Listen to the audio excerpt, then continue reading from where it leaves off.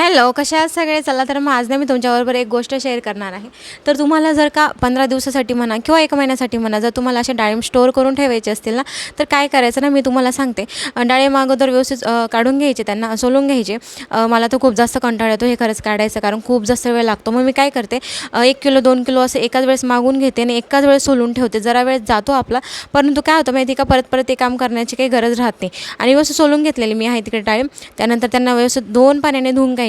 एक पाण्याने झालं किंवा अजून एकदा धुवून घ्यायचे आणि ते झाल्यानंतर व्यवस्थित पाणी त्याचं काढून घ्यायचं आणि एक स्वच्छ कापड घ्यायचं, त्याच्यामध्ये ते पसरवून द्यायचे आणि फॅन खाली ठेवायचे. ते उन्हामध्ये अजिबात ठेवायचे नाही, फॅन खाली ठेवायचे आणि ते झाल्यानंतर ना थोडं सुकू द्यायचे. हाताला बघायचं कोरडे लागतात का, मगच त्यांना असं कंटेनर घ्यायचं, काचेचं घ्या किंवा प्लॅस्टिकचं घ्या, तुमच्याकडे जसं पद्धतीचं असेल तसं त्या पद्धतीने घ्यायचं आणि मस्त असे 15 दिवस 1 महिन्यासाठी तुम्ही असं स्टोअर करू शकतात. जर ही ट्रिक तुम्हाला नक्की आवडली असेल तर लाईक आणि सबस्क्राईब करायला विसरू नका. तोपर्यंत बाय.